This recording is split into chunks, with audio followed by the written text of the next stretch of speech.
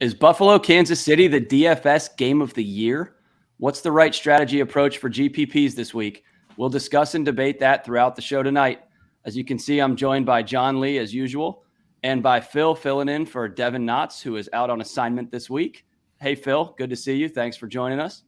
Thank you. We're gonna talk a lot about the Buffalo Kansas City game, as many people will this week. But before we do that, and before we go position by position like we always do, we're going to kick it over to John for our tour of Vegas, which last week he said was unexciting. I think this week it's a little bit better. But John, give us some details on Vegas. Yeah, definitely a different week this week. We've got we have two 50-point games. The one is certainly the one that everybody's going to be talking about heading into the weekend. It's a repeat. What was it? Was it the AFC Championship last year? No, yeah. Divisional round. Chiefs Bengals. Yeah, AFC Champ. I mean, it was the top 3 game in my lifetime.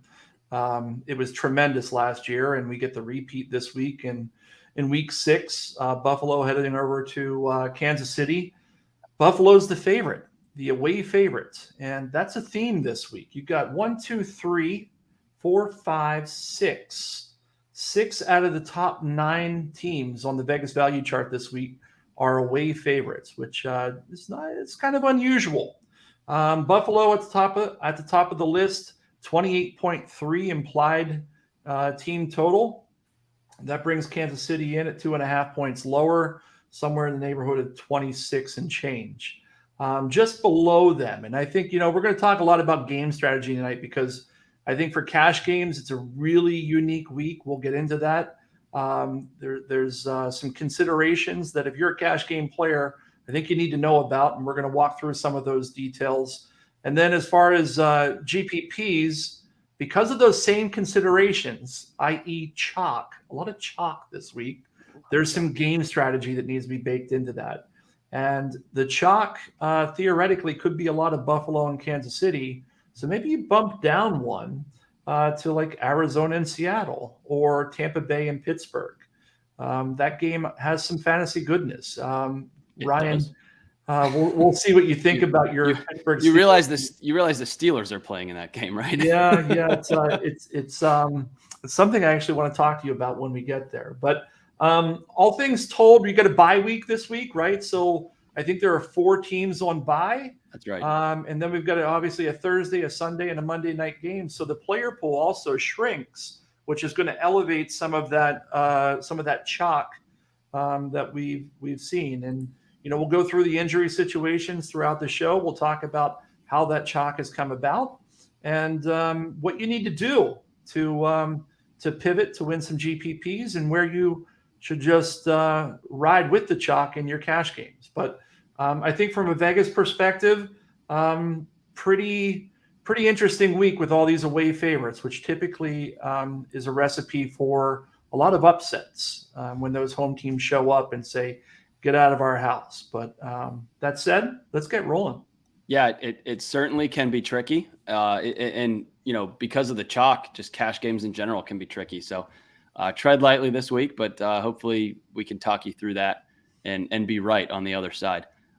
Speaking of right on the other side, I was absolutely not that last week in picking Carolina to cover the spread in our against the spread picks. So it was kind of a system play. Nobody's picking this underdog. Why is the line that low? But you always have to factor in the coach that's about to get fired, and I didn't do that. So I sure hope nobody followed me, and I'm just so glad that Devin's not on the show tonight. To rehash the Carolina pick that I made. So despite that, we are still going to press on and make more picks, even though I'd love to eliminate this segment altogether after last week. So Phil, why don't you give us a pick first? And let me run through the records. Sorry. Phil joined us once earlier this year. He picked the Bengals over his own Jets, and that worked out well for him. Not as a Jets fan, but as a picker of games. So Phil's 1-0. John is 4-0 after taking the same Jets last week. They were plus 3.5. They won by 23 points. So that was an easy win. And I will give Devin his due. He's now he's now 2-2 after taking the Bills and saying that Kenny Pickett would get killed during the game. I do believe Kenny Pickett is still alive, but Devin was right about the pick of Buffalo minus 14 as they won easily. So, Phil, who's your pick for week 6? I'm going to make it a trend. I'm picking against the Jets again. The Jets are not plucky, no matter what Jets fans tell you. They've beaten Jacoby Brissett, the combination of Mitchell Trubisky and Kenny Pickett, and last week was Skylar Thompson for Miami. The notion that they're a good team is like a fallacy being perpetuated by Jets fans everywhere. Combined with the pro-Jets narrative, we also have the anti-Packers narrative because everybody saw them in that wonky London game blow it against the Giants, who are, I guess, a good team if you look at their record, but maybe not so much when you look at the talent on their roster. But I just think that going back to Lambeau here, Green Bay is going to control this game with their offensive line and the run game, and the Jets do not stand a chance. I wouldn't be shocked if this game was like 35-0. 35-0. Wow. I'm just saying they're going to cover the 7.5. No, I understand, but that would be a far cry from everything that Green Bay has done offensively so far this year. And I do know I did see Rodgers was practicing with some tape on his thumb. So I don't know how serious that is, of course, but that's something. So yeah, the New York teams are certainly excited. I think maybe the Mets losing has inflated that balloon even a little bit more, coming off of the one legitimate New York season so far this year, and it's over way too fast for them. So John, how about you? Who do you have, Mr. 4-0, Mr. Vegas? I'll start by saying I disagree with Phil's pick, by the way. I like the other side there. And it's not just because, but you should consider Warren Sharp went on record earlier this week talking about how the Packers play against play action and how often the Jets are playing play action with Kyle Wilson under center. I think that's a factor. I think that team's going to get better as the season goes on. I do agree that the Packers are going to run the ball as much as possible. I think they win. I just don't think they cover. And I think the hook might be what gets Phil. That said, my pick this week, and I think I'm going to go against you, Ryan, because I heard you say something before we get started.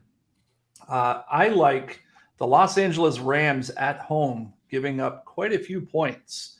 As I look through things this week, the thing that stood out to me was the Rams are giving up 10 points to anybody, right? Like, this is a team, we watched them play. How are they giving up 10 points to anybody? But when you really start to dig a little bit deeper, defending Super Bowl champs, they beat Atlanta, Arizona. They lost to Buffalo, San Francisco, who I think has a pretty good defense, and Dallas, who has a very good defense. Carolina, can't say any of those things about. They're without their head coach, as you've already talked about, Ryan. And then the kind of the nail in the coffin for me was when I looked as of tonight, it's Thursday night, about 70% of the money is on Carolina, and that line opened at 7.5 and has moved in the opposite direction. And if you've been listening to me at all through the first month of the season, I like to go opposite of where the public is putting their money. So for me, it's the LA Rams minus 10 at home against Carolina. Okay. And so, yeah, you mentioned you might be going against me. I'm not taking Carolina. Never take a coach that's going to get fired, right? And then there's been times that once he does get fired, the team plays inspired the following week. Usually those are when a team has talent though and stops playing for a coach. So we're just going to ignore Carolina for this week. That's not my pick. My pick is somewhat linked to a name that Phil mentioned earlier. Not a name that John mentioned, which is Kyle Wilson, even though it's Zach Wilson. But I saw Phil make a face, so I had to do it. Thanks. No. The name Phil mentioned is Skylar Thompson for Miami. So my pick is Minnesota, Miami under 46. So this, I think, is the first total of the year. So I wanted to, the sides aren't going well. So let's switch over to the other style of picks and go with a total. Kirk Cousins has been known to underwhelm, and Skylar Thompson is somebody that we just don't know. So it's a little hard to pick against a Mike McDaniel's offense, not scoring points, but that is what we are doing this week. So with that said, recapping, I have Minnesota, Miami under 46. Phil has Green Bay minus 7.5 against the Jets. John doesn't like that at all, but picked LA Rams minus 10 at home versus the very, very, very lowly Carolina Panthers. So let's go, let's shift back to DFS here, guys, and go position by position. Let's start with quarterback. Teddy Bridgewater has a concussion and is questionable. If for some reason he does play, I reserve the right to obviously waive my pick and have it not count. But that said, we will see if Teddy Bridgewater plays. Baker Mayfield, a little bit of who cares here. Didn't practice Wednesday. Likely isn't going to play. We have PJ Walker starting for Carolina. Not sure that's going to interest anybody except maybe people who want to play the Rams defense. And then we're not sure on Mac Jones and Bailey Zappi in New England. And the one that, maybe matters not for quarterbacks, but for the other players on the team is Jameis Winston did return to practice in a limited fashion, I believe, on Thursday. So perhaps trending up. So just keep an eye on that. But let's go through some of the picks. And instead of just letting you guys go carte blanche on this one, I'm going to ask a question. Geno Smith is catching a lot of popularity here.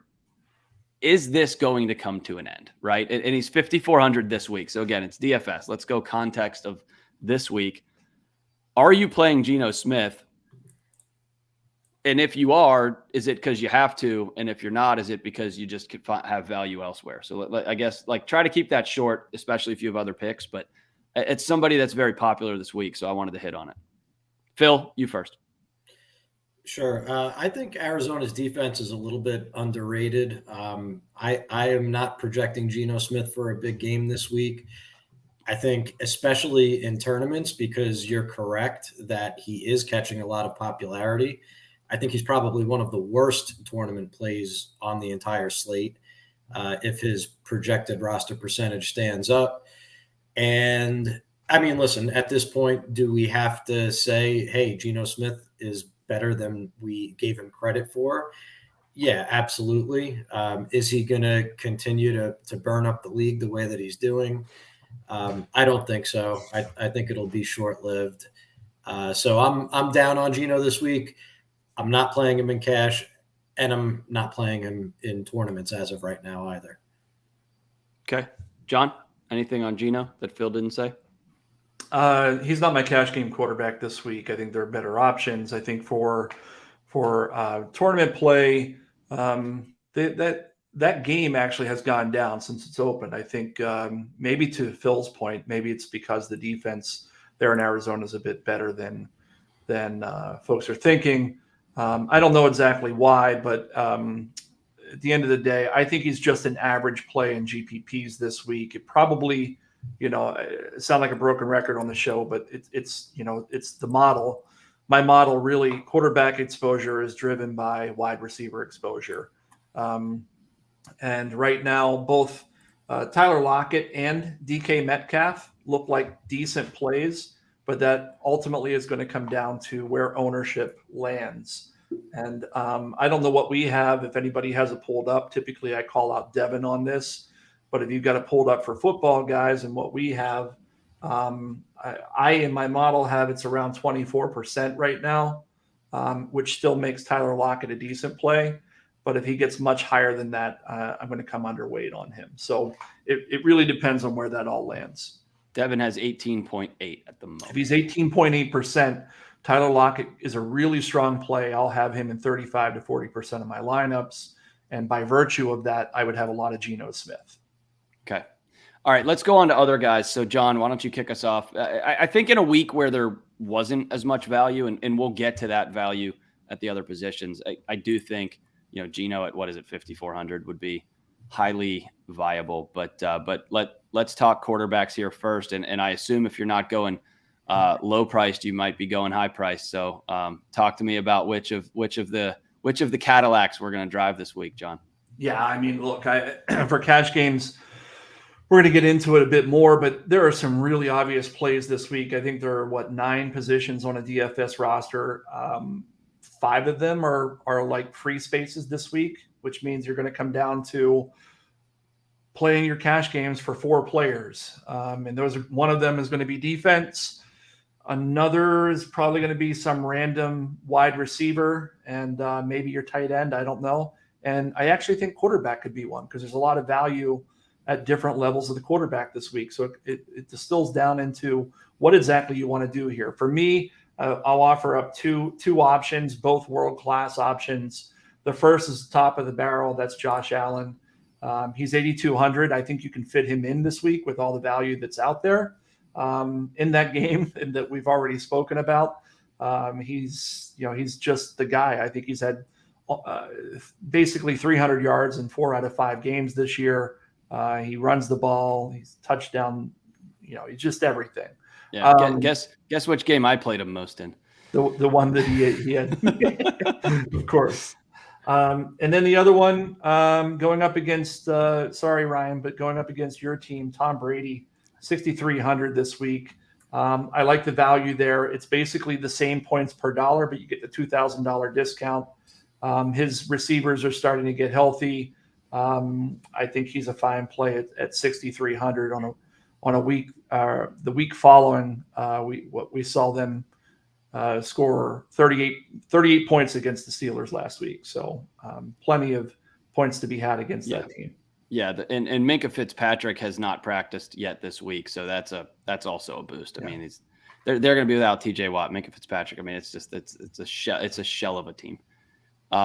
Phil, how about you? Anybody maybe go GPP angle? I think John's plays are obviously cash and safe, and he talked potentially Geno. So John, if you got anything else, we will certainly come back. But Phil, what do you have? Yeah, excuse me. I agree that Josh Allen is the don't overthink it. If you could fit him in play for cash games, there might be 100 points scored in that game. So moving on to GPPs. I guess I want to preface this by saying that one of the things that I do every week with quarterback is make sure that I have GPP exposure to the running quarterbacks who are capable of breaking the slate. Doesn't necessarily mean that they're my favorite plays and that I'm calling them out or going heavy on them, but guys like Kyler Murray and Lamar Jackson are always in my GPP plans. Don't particularly love Lamar Jackson this week, but I do like Kyler Murray. But moving down the list to GPP plays that a lot of the field won't be on, I like Jimmy Garoppolo at 5,500. The team total for San Fran's right around 25 points. Usually I won't go below a 24-point team total when I'm considering a GPP quarterback. So that checks the box. And then in terms of roster construction, I mean, if people are going to be playing Allen, playing Kyler Murray, I think probably playing some Mahomes or paying down to Geno, then the obvious way to differentiate is to pay down at quarterback to someone else besides Geno Smith. And, Garoppolo's in a dome this week. He's playing against the Falcons, who don't play great defense. His weapons don't project to be particularly high owned. So I think something like Garoppolo, Debo, and Kittle could work. Yep. And then I think that John definitely hit on something with his Rams -10 call, because I have Matthew Stafford flagged as a GPP quarterback, potentially massive leverage play because I don't think anybody wants anything to do with him. But the Rams total is about 26. This Carolina team just got their coach fired, and their defense has allowed 20-plus fantasy points in each of their last 3. And those quarterbacks were Winston, Kyler. No, that wasn't Kyler Murray. That was a different Murray. Is there another Murray quarterback? I should have put his first name in my notes. For against what team? No, Carolina. Arizona played at Carolina. Yeah. And Kyler had a really good second half. Yeah. They did. Okay. Yeah. So it was Winston, Kyler Murray, and Jimmy Garoppolo. So, not exactly a murderer's row. So I think that the Rams are in a good position to bounce back, and Stafford should have a big game. I mean, they absolutely need to as well. So little narrative street there too. John, did we miss anybody else? Do you have any? You didn't like the Green Bay pick, but do you like Aaron Rodgers at all in that game? Always good coming home, right? Yeah, I mean, look, it's a great bounce back spot for them. I think Romeo Doubs is a decent play this week. He's probably my favorite receiver there. 4,800.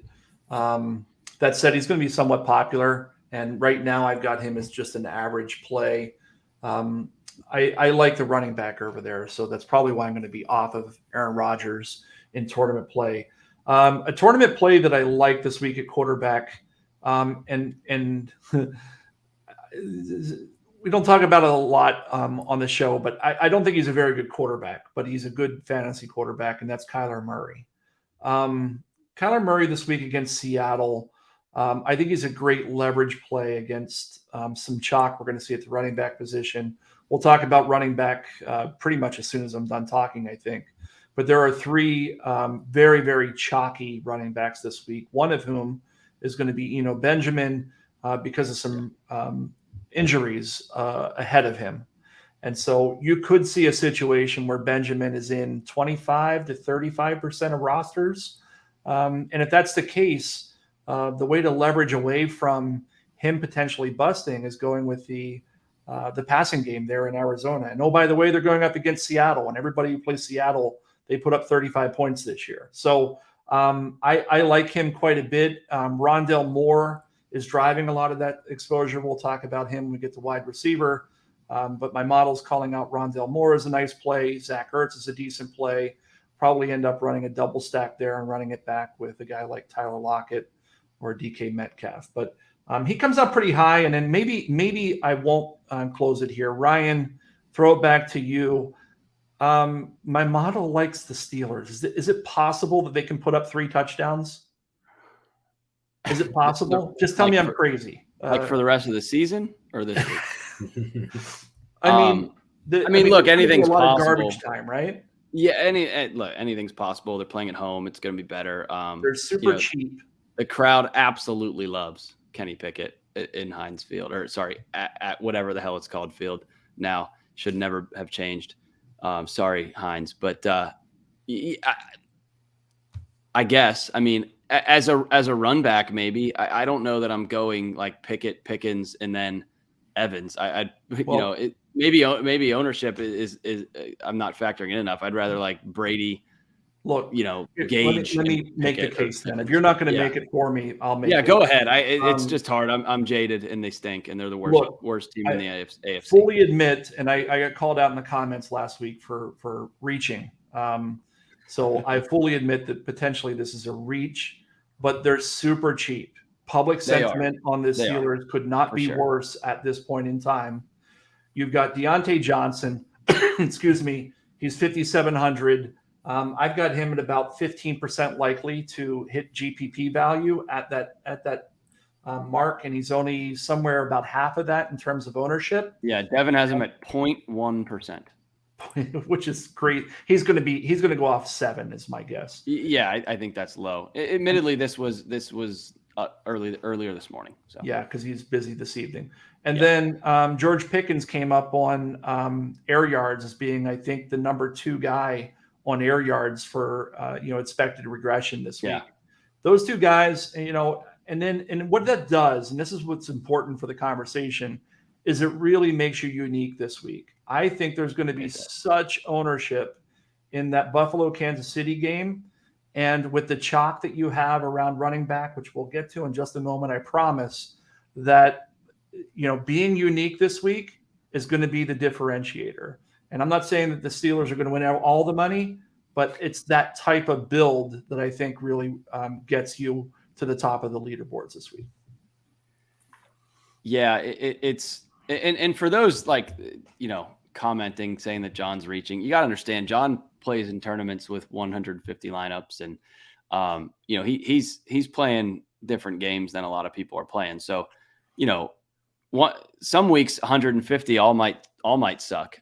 but other weeks, if 25 of them are super live, we're talking a lot of steak and potatoes at the Lee House. So, we got to make sure that we give that context, right? Like to win big GPPs, you have to feel awful about it when you put it in, right? That's how it works. So let's move on. We've belabored the point here at quarterback, but just to recap: Josh Allen, Tom Brady, cash picks. Both of you like Kyler Murray as tournament picks. I kind of do too. I mean, last week I was watching that game. I have a league where I unfortunately picked Murray ahead of Lamar Jackson and Jalen Hurts, and I've regretted it ever since week 1. But they called like 3 or 4 designed runs for Murray after all the running backs got hurt. So that might be something they want to do more and need to do more going forward. And also Phil like Garoppolo and Stafford and GPP. So before we move on to running backs, I did want to encourage everybody, use those YouTube comments, whether you want to tell John that he's reaching or you actually might want to give us some praise. Maybe that'd be good. But tell us which picks you like or dislike.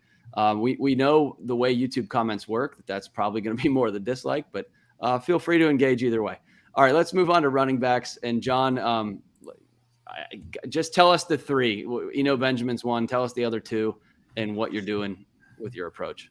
Yeah, I mean, for cash game, we don't have to spend time on this. I meant to say Phil, but John, you go ahead. Sorry, Phil. John. You can talk longer next time, Phil. We've heard too much of John lately. Go ahead. My bad, guys. We don't have to spend a lot of time on this because this is more game strategy for everybody listening.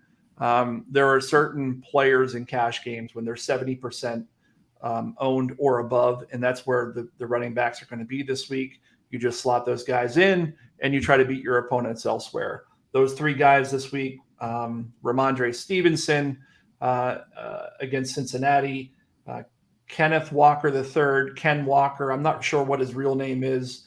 He's all grown up. He's Ken now. Oh, he's Ken Walker. In that same Arizona game we just talked about, he's 5,400. And then, as we've already talked about, Benjamin, opposite Ken Walker. He's 4,600. You've got 2 injuries ahead of him. Those are the guys. Lock and load, put one of them in your flex, and then beat your opponents elsewhere. And we can talk about GPPs hereafter. Yeah, I do want to, Devin, in our a little chat that the 4 of us have, Devin did want to have one contribution to the show tonight, and he said Kenneth Walker is a horrible play. So I don't have context, and Devin doesn't always offer context other than, proclamations like that, but that is his proclamation this week. So Phil, what are you thinking here strategically? And then when you pivot, who are you pivoting to? Yeah, so if you wouldn't mind, I'm going to try to channel Devin and give maybe the context that he would have given on the Ken Walker fade. Yeah, and for the record, he said, Kenneth Walker is a trash play. That's my contribution. So I wanted to make sure I got it right. So he's not a trash play for me because he projects well. He's going to show up in the optimals. There's no doubt about it. But if there's one of these 3 guys that I have questions about this week, it is Ken Walker. There's a path to failure, and it's in Arizona's run defense, which has held up pretty well this year against Josh Jacobs, Christian McCaffrey, and Miles Sanders, all pretty good backs. Not to mention Rashad Penny as the starter. He only cleared 15 touches once in 5 games as Seattle's lead back and was never targeted as a receiver. So if Walker is now in for the Penny role, is that such a great thing? Are we sure that we're not going to see DJ Dallas more than we could stomach? We're not sure is the answer. Yeah. So if there's any risk with any of those 3 guys, because I think Benjamin could play, I think he's a measurables guy. He's got at least 4 targets in 4 out of 5 games this year on limited snaps. So if he's like what Chase Edmonds was last year for Arizona as a receiver, and he's also getting the running work, and he's 4,600, which is 800 cheaper than Walker on DraftKings. Sign me up for Benjamin if I was choosing, and then Rhamondre Stevenson is probably just the best projected value on the slate with the workload that he's going to inherit. So like John said, we don't have to spend too much time on it. Those are the three guys. But if I'm going to cast doubt in any direction, I think it would be in Walker's. And for GPPs, I think a good price pivot on Walker or really any of these three guys, A.J. Dillon stands out to me. I think the Packers are going to kill the Jets, right? So if that's the game script that I'm anticipating, what's going to happen? I think they're going to go up big, and I think the second half is going to be a lot of A.J. Dillon just running roughshod through that defensive line, scoring touchdowns, piling up carries. They did move away from him a little bit last week, but to me, this script calls for 20 touches, and I think he's got a shot at multiple touchdowns where, again, in that price point, nobody's going to play him because he's coming off a bad week, and there's all this other running back chalk in the same price range. And then just one other note on strategy, since you asked, Brian, it's the easiest path to differentiation this week is if you want to build a different lineup, just pay up at running back. We've got three backs going for 6K or less on DraftKings. But when you look at the players that have the odds of finishing as the top scorer at their position, the usual suspects are still going to be there, right? Saquon Barkley, he should be somewhat popular. But again, you're going to see a lot of cheap running back builds. We also have McCaffrey, Jonathan Taylor, and Leonard Fournette on the slate. If I'm wrong about A.J. Dillon, there's Aaron Jones. I mean, there's a lot of ways that you could go to build a running back heavy lineup and put your team apart from the crowd. Yeah, and that's a good point. I did not highlight the injuries here. Obviously it's Rashad Penny and Damian Harris paving the way for Ken Walker and Rhamondre Stevenson, James Conner, and Darrell Williams for Eno Benjamin. But in Indy, Jonathan Taylor returned to practice in a limited fashion today. Nyheim Hines practiced, but was in a non-contact jersey. So, there's a chance that Taylor's back to having that backfield by himself for at least this week. One other thing I wanted to mention, we talk Walker, we're talking all these cheap guys. I wanted to mention a guy who completely airballed not completely, like not to the tune of a zero, but I wanted to mention a guy who underwhelmed last week despite his offense going ham, and that's Devin Singletary for Buffalo. A stat that I came upon today is when the Buffalo Bills are within 3 or 4 points, Singletary plays like 3/4 of the snaps. I forget the exact stat. I'm sorry, I'm not citing it, but it was something to the tune of he plays 3/4 of the snaps and receives a lot of targets. And then in blowout games, he doesn't. They use Zach Moss and James Cook a bit more. We kind of saw this last year with Buffalo where like Josh Allen ran in the really important, high scoring, high leverage games. He ran a lot more. And so I think they're giving Singletary that kind of treatment. They simply did not need him against Pittsburgh. I think this week they're going to need him. So do you guys have any thoughts on that as a theory? Is he showing up in the John model at all? Or are we way off base here? Because, at 5,900, he strikes me as a price pivot off of some of these chalkier guys. John? Yeah, he's not showing up for me. In fact, he may not even make my final cut in terms of GPP pool. Typically he would not. He probably will, now that I say that out loud, just because of the game. It got to find a guy in that game who isn't like one of the main guys in that game, right? But he's only 6.3% likely to hit GPP value. His ownership's going to be there or maybe a little bit above simply because he's in that game. What disappointed me last week, and maybe this is your point, Ryan, but last week he was fourth from the bottom in terms of his snap share at the running back position across the league. He was at 52% last week. And the week prior to that, I think he was like fourth from the top. So it's really this kind of, we don't know exactly how he's going to be used. And maybe it is the close game. I think we do, though. One game was against Baltimore. And the Bills came in, 3-1 or 2-1. And one game was against the lowly Steelers at home. So I don't know. The model probably talks about that and factors that in a great deal. So this is a more human, point, and maybe it's just a hunch. And I don't like hunches myself I'd rather lean on the numbers. But well, I typically rely on the math, and the math is telling me at this point that he's not a stellar play. He doesn't stand out. I certainly can get behind it. I mean, the dude can score 3 touchdowns in that game without question, right? Yeah. I think we can all get there. I'll quickly say before we move on to wide receivers that the model does love Phil's pick. A.J. Dillon comes out really high for me this week.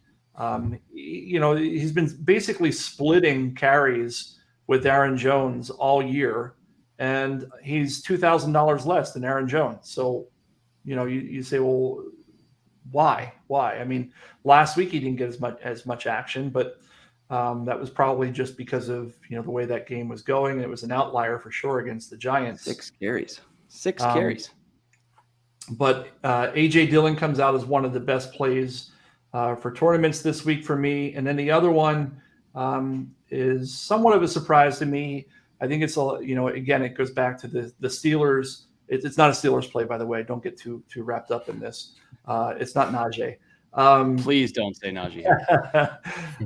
But it's in that same division. Joe Mixon has been getting a lot of negativity in the press of late, but he's still getting plenty of action. And I'm not ready to throw the towel in on him. Excuse me. And I don't think the model is either. The guy had 17, 28, 15, 22, 34 touches this year. I mean, that's RB1 workhorse type numbers. And he's going up against New Orleans, who, that defense is pretty decent, but he's 6,900. I think he's right in that mid-range where, I think anything you do this week to pivot away from those big 3 that we talked about at the running back position, I think sets you up for success for tournaments, assuming 1 or 2 of them bust. Okay. All right, Phil, with the context that we should probably move on to wide receivers soon. Do you have anything else on running backs? Nope. Think that that about covers it. All right. So, the chalk is the chalk and strategy is strategy was the summary there. Out of the 3 chalk guys, I think Walker is most likely to fail, just given what's on his team, his offense, and, his role, right? The other guys are going to catch passes and play more snaps. So let's move to wide receivers. Before we do, just a reminder, please subscribe, right? Hit the like button, hit the bell, like the video. More thumbs ups than downs, hopefully, like I said about the comments earlier. And as promised, Phil, you will start the next position. So tell us the things you need on wide receivers right after I do the injuries, because I keep forgetting to do that. Chris Olave returned to practice today from his concussion. He was available to the media, is what was said.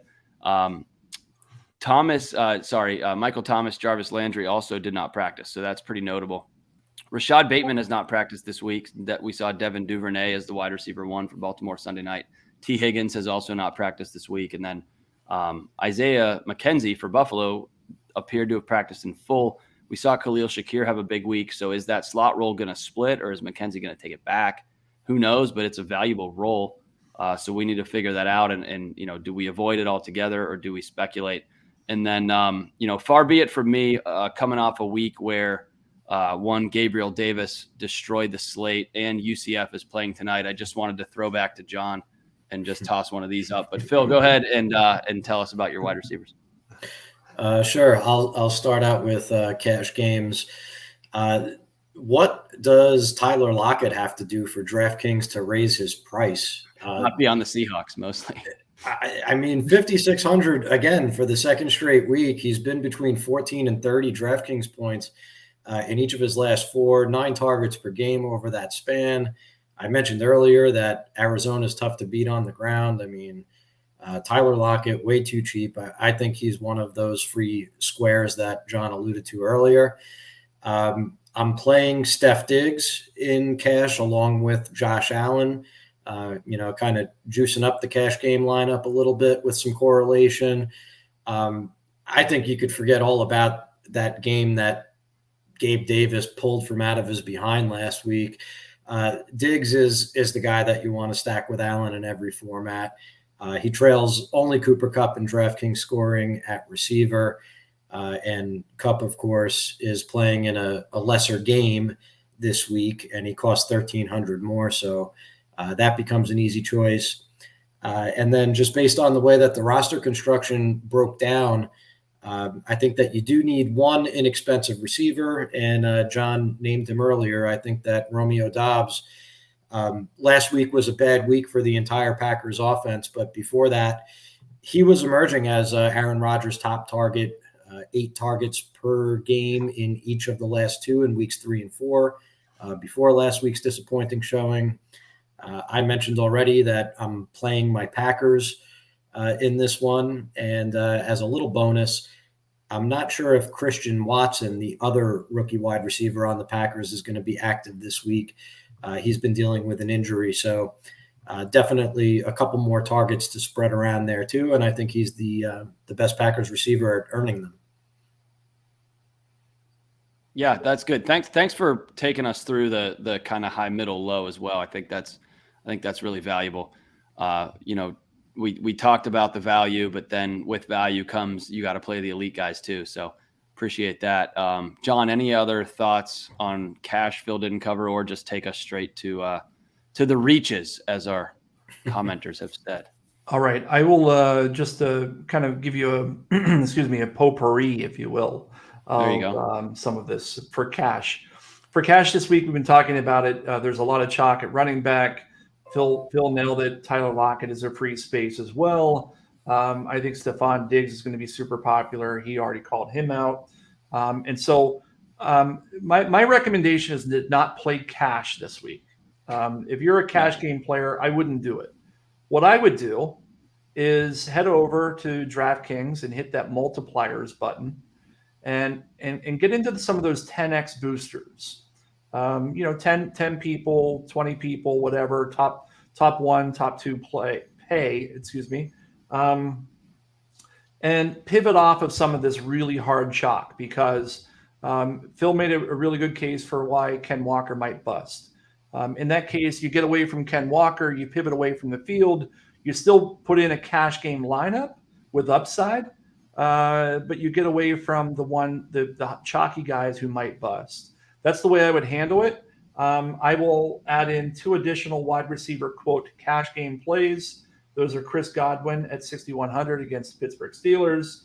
And if you don't like Romeo Doubs, who also appeared on my list, you can go down a bit to Rondale Moore at Seattle, 4,200. I think he's a better play on PPR sites like DK than he is over at FanDuel. But this is a high-scoring game. The guy probably ends up with something like 6 catches for 60 yards, which is enough to pay off his salary and give you that savings that you need if you're going to go with that Allen Diggs stack. Yeah, it's a really nice call on Moore as well. I mean, this is and also on the site, right? His ADOT is really low. He's a line of scrimmage or close to kind of guy. He may never draw pass interference because he's always in that 5-yard buffer zone, right? Yeah. But this is a role where when Moore was hurt to start the year, Greg Dortch went 7 for 63, 455 and 1, and 980 in the first 3 weeks, and now Moore has basically just taken the entire role. Dortch was simply a placeholder. So Moore himself had 7 for 68 last week. So yeah, on PPR that's going to pay, especially at 4,200. So good calls there. John, you talk about GPP exposure being driven from the receivers. Besides Lockett, obviously, who you mentioned earlier, and there in your cash roundup, give us something else that we should be looking at. Yeah, there's a couple guys here. I think Phil's probably going to agree with this. I like Cooper Kupp this week. I mean, he gets 9,700. You have to say that every week, right? I mean, I know, but this week he's going to be. I mean, I agree. You're right. For cash, we say it every week, but you're right. In this context, I agree with you. He's right around 10%, and I mean, nobody in the league has higher upside than this guy. And the Rams have the 5th highest implied team total on the week. There's a lot of reasons to like Cooper Kupp on a week where he's only going to be on 10% of rosters. And what I like about going with Cooper Kupp is that $9,700 $9,700 salary will force you to do some unique things at other positions where you're not getting in some of the chalky guys. So I like him. I like Zay Jones going up against Indianapolis. East Carolina. No, but not even that. I don't even know where he went to school because he's so irrelevant. I mean, like, I wish Devin were here so that, or I guess it's good he's not. Someone has to mention Zay Jones every week. Devin's been on the Zay Jones train. Well, here's where we haven't skewered him nearly enough for it. Let me justify it. So Stephon Gilmore is going to shadow somebody on Jacksonville. That's likely going to be Marvin Jones, who rarely goes into the slot. And so that basically takes Marvin Jones out of the scenario. And so you've either got Christian Kirk or Zay Jones. And as I look at my model, I say which one has more value. Well, Zay Jones at 4,200 is 13% likely to hit GPP, and Christian Kirk is 11%. And if you look at their actual ownership levels, it's dramatically skewed. Zay Jones is the type of guy that is going to be that less than 5% owned that can really differentiate you. What you're telling me is, I took the Minnesota Miami under, and I was leaning towards the under in this game. And what you're telling me is I should have just taken that, because we're talking about Zay Jones and Marvin Jones and wasting shadow coverage on one of them. So look, $4,200. What's he need to do to give me 4 or 5x? I get it. In 6 that catches, context, 6 yards, 60 yards, and a touchdown, and he's giving me almost 5x on my return. And he's half what Rondale Moore is at the same price. I get it. I just see he's just not a good football player. He's going to be on 3 times less rosters than Rondale Moore, I'm sure. Yeah. So, all right, Phil, bring us back to life here. Sure. One thing about Zay Jones, the man does draw targets. He doesn't always do much with them, but he'll get them. So we can't dismiss him out of hand. For tournaments, I like Deebo Samuel this week. I mentioned that I see the 49ers as a good team stack, and Jimmy Garoppolo will not get there unless Deebo takes a couple of short passes and turns them into long touchdowns. So, you're playing for a kind of like a long shot outcome, but Deebo Samuel is pretty good at making that happen. He seems to do it like once a week. So I do like Deebo there. I think he'll be, less than half as owned as Diggs, but I don't think he's less than half as likely to appear in the best lineup. I think you could probably say the same thing for Justin Jefferson. And I'm curious what you guys think of Jamar Chase. Speaking of expensive wide receivers, he's going to be very, very unpopular. I don't think a lot of people are playing Jamar Chase at his price this week, and it's understandable because that Bengals passing game is not clicking downfield the way that it was. But if T. Higgins is out, which I'm assuming is going to be the case, Marshawn Lattimore is banged up. He hasn't practiced this week with an abdomen issue. I don't know. Would anybody be shocked if Jamar Chase led the slate in wide receiver scoring? No, I'm totally with you. His targets, all the metrics are there. He's not getting the downfield targets that he used to get. But he's another guy who can take a short slant and take it to the house too. This isn't a catch and fall guy we're talking about. A little narrative street of Burrow and Chase going home and playing in the Superdome as well. Hopefully they don't party too hard the nights before the game. Too much gumbo and bourbon, but I absolutely think that can happen. And it's ironic that in a week where T. Higgins is out, that Jamar Chase is being overlooked. Those guys receive almost equal amount of targets, and that's not just recently, that's kind of in Chase's whole career. And so we have to assume that a few extra targets are going Chase's way. I certainly think Tyler Boyd becomes in play too. He's a slot receiver, which is kind of has a negative connotation sometimes, but we've seen Tyler Boyd make 50, 60 yard touchdowns at times. But I'm with you, Phil. I think we would have been it would have been not good to not mention Chase. I think this could be a back on track game for Chase. John, what do you think? I like the call.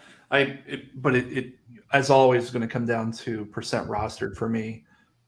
If T Higgins gets out, I think you're going to see a lot of action go on Chase, which to me is going to end up making Boyd the better play. But we'll see. I mean, if anybody really wants to know my take on Saturday night, Sunday morning, I'm happy to put it in the comments. Just ask. I'm happy to do that. So Devin had. I'm sorry. I was just going to say that's a good point to qualify that, because right now I am thinking Chase is going to be between 5 to 7%, and that's like close to his odds of finishing as the very best wide receiver on the slate. Yep. So yeah, if that roster percentage climbs, then I would dial it back. Devin had him at 2.9 when he had Higgins at 3.7 earlier today. So are we going from 3% all the way up to 9 or 10? I mean, who could say? Stay tuned. Please check out our DFS page for when this gets updated tomorrow and Friday and throughout the weekend, of course. Have we covered wide receivers well enough here, gentlemen? Are we satisfied? I have one small note, and that's to keep an eye on the Saints.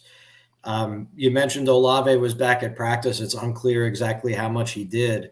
Correct. If he can't get out of the protocol, they don't have Michael Thomas in all likelihood. It doesn't look like they're going to have Jarvis Landry. That kind of boils it down to Marquez Callaway, a throwback to last year, who was a hot name, and Traquan Smith, who's really never done anything with his opportunities as much as you might have partied with him back at UCF back in the day. Hey, he's a lot younger than me. We never partied together. Yeah, here's what I would say. I mean, I study the lineups of a lot of the best tournament players every week. And last week, they were on Marquez Callaway, many of them. Yeah. I was not. And it didn't pan out. The thesis didn't really hold water. But I wouldn't be shocked if a couple people that know things went back to that well. And, this time I don't think that I'm going to be caught empty-handed. I think it's better for him and worse for Kamara if Jameis plays.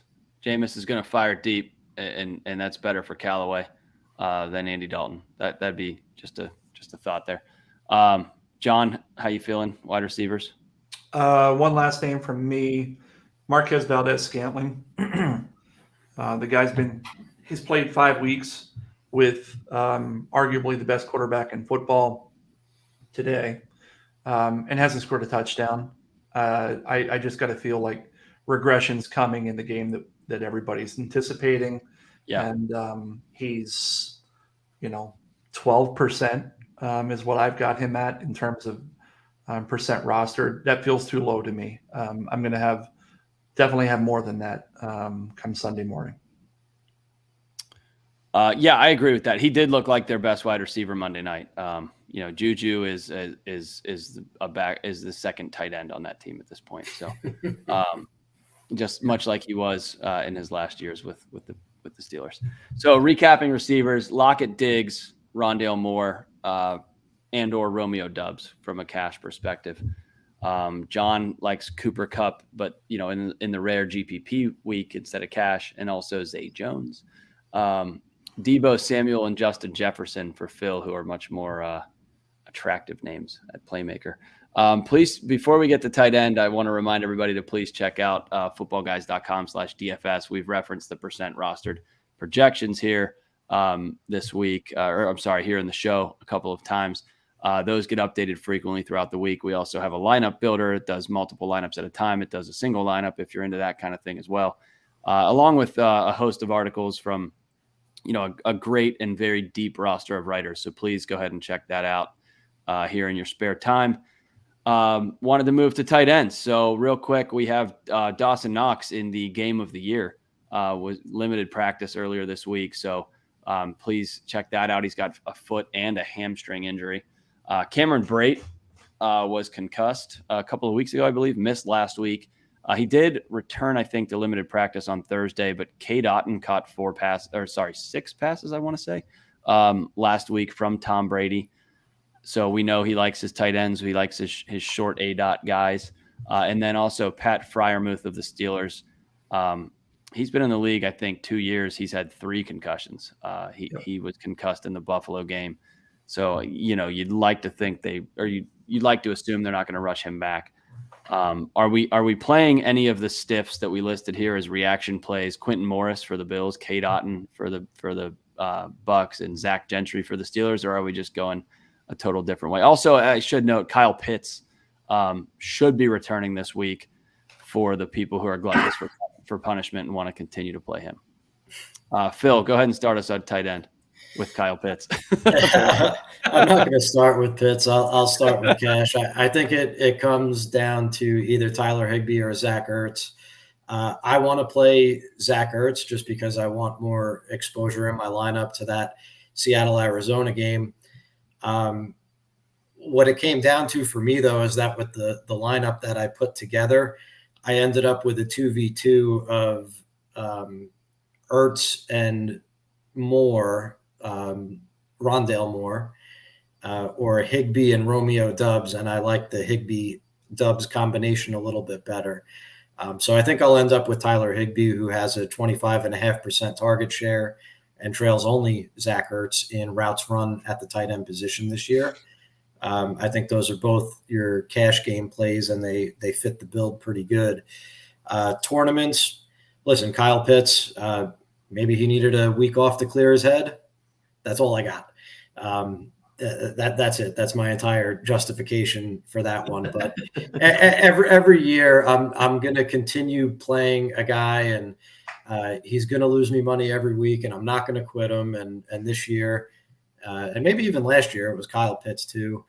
I mentioned George Kittle earlier. I like the idea of a big San Fran stack. Yep. And I like Dawson Knox if he plays in the same way that John liked Devin Singletary, which is not terribly much, but he is cheap, lower owned exposure to the game that we all want a piece of. And we haven't seen him without Jamison Crowder in the lineup, so maybe there's a couple more middle of the field targets there for him. But that's about it. Oh, and Hayden Hurst, if Higgins is out, becomes I like that too. And it's funny. I'm glad you clarified the you like Knox like John likes Singletary, because I was going to say I did 2 minutes on Singletary and John hated it. So anyways, John, on to you.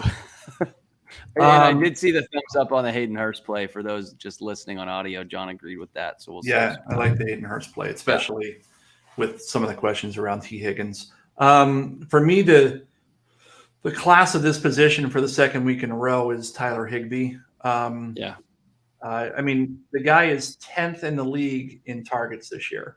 10th in the league. The entire NFL. In the entire NFL. Not just among tight ends. That's pretty good. It's pretty impressive. You think about on the other side, the number one in the league is Cooper Kupp, right? So you kind of know who I'm going, who by virtue of this, Matthew Stafford then becomes pretty attractive, going back to Phil's call earlier. Yeah. I like Cooper Kupp and I like Tyler Higbee. And I do like Higbee up to about 20 to 22% in tournament lineups. So there's a bit of a buffer there, at least as of Thursday night. He's my cash game play through and through. I'm not even going to give you another option. He's 4,600. He's worth it. If you look at his stats, it makes all the sense in the world. And I think you can get him in without a whole lot of trouble. On the GPP side, Hayden Hurst was one of my better selections that Phil stole. So I'll give him the credit for calling it out. Irv Smith comes out pretty high for me as well. And then the last one, and it's weird. It's weird to call this guy out as contrarian, because I think he's probably number 2 or number 3 on the list. But I suspect, unlike a lot of the calls we make on the show where they go higher into the weekend, I think this guy's going to go lower. That's Mark Andrews. I think he's a really sharp play this weekend. he's the best tight end on the slate. Yeah. And I think he's going to fall to about 5th or 6th most popular on DK because of that $7,000 salary. And I'll be more than happy to have him because he is the guy in Baltimore, especially if, there's some questions there around Rashad Bateman as well. Yeah. I mean, he's the wide receiver one in Baltimore, not even the tight end one. So, and that's probably true when everybody's healthy. It's especially true when their wide receiver one is not healthy. So good call there. I don't think there was anybody not mentioned. I mean, I said that the reaction plays earlier were stiffs. It is worth noting in Pittsburgh, if Freiermuth doesn't play, Zach Gentry is 2,600. Yeah. And he caught, I think I want to say, let me pull it up. He caught 5 for 43 in the second half alone of just pure garbage time last week. So if you think that game may go that way, Zach Gentry does not need to do much to get there. So not the worst call in the world, although he's definitely a stiff. Let's move on to defenses. And, last week we just had the stone cold easy pick with Dallas at 2,500, against the Rams, even though they were on the road, even though they were an underdog. Like we knew that pass rush was getting home. I don't see that this week. Phil, maybe you do, or maybe if you don't, just give us one or two that might tickle your fancy. Yeah, so I'm gonna shoot a question over to John here because we both like the Rams. How are you reconciling the fact that the Panthers might be the best defensive play in DFS on the board? Because the Rams have allowed more sacks than any team in the league. Yeah. And they're $2,400. Both could be true, that the Rams are great plays and so is the Panthers D. Yeah. The only way that game becomes a shootout is if Carolina's defense scores, right? I mean, it's not coming from PJ Walker. I'd be very clear here. I think your 2 cash game offense or defenses options are from that game. You could legit go with the Rams and class up, or you could class down and go with the other side and feel good about either one. Yeah. No disagreement here. Because for their end, the Panthers are allowing, I think they've allowed 17 sacks on the season. You've got their, second or third string quarterback. I don't even know what that – in Carolina, it doesn't really matter. They just got – they're all the same. Bad quarterbacks. And obviously Aaron Donald and Jalen Ramsey, pick 6 would not be out of the realm of expectations. So there you go, Phil. Yeah, I'm with it. They're my cash game play. In tournaments, I think there's a 1-to-1 pivot. I like the Steelers D, which is kind of confusing me because they're playing Tampa. They're banged up, but I don't know. Are we sure Tom Brady's okay? Something was wrong with that offense last week in the game against Atlanta. They probably should have lost that game, and maybe it's the finger injury, but the Steelers are at home. I like the fact that they're the same price as what's probably going to be the most popular defense. And I don't know, maybe this is like a window of the season where people start questioning if Tom Brady still got it and the Steelers end up giving the Bucs a hard time. I could see the newspaper headlines of tomorrow. Oh, yeah. Look, if they do give him a hard time, there will be questions because this team should not give him a hard time. This is not the defense of the last couple of years.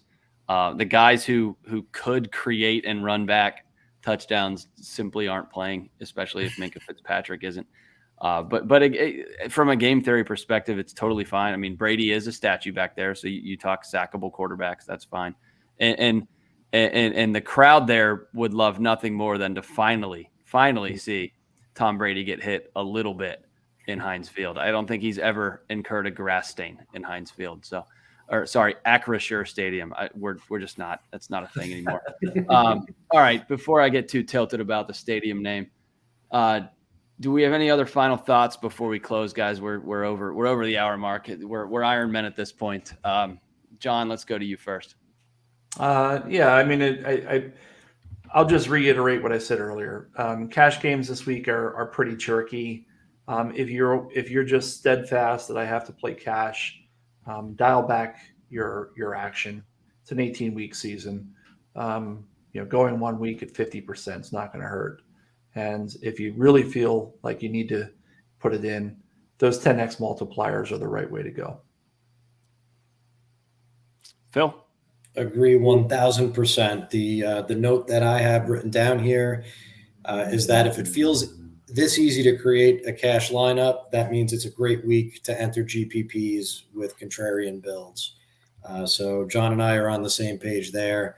And I think that the 10x multipliers, if you're a cash game player, are a fantastic idea. So that'd be it. Yeah, it's a slightly, stepping stone to GPP land from conservative cash game players. So I do like that called, the 10Xers. So that's a good, not only game theory point, but game selection point, which matters almost just as much as picking the right players here sometimes. So with that said, I want to thank you both. Phil, thanks for pinch hitting tonight. We really appreciate it. John, thanks for the insight as always. And with that said, please check out the content at footballguys.com. We want to thank you for joining us here on the show, whether it's YouTube, podcast, or any other medium. Thank you for joining us. Footballguys.com/DFS on behalf of Devin, who is not here, on behalf of Phil, and on behalf of John, want to thank you for joining us, and thanks for being a football guy.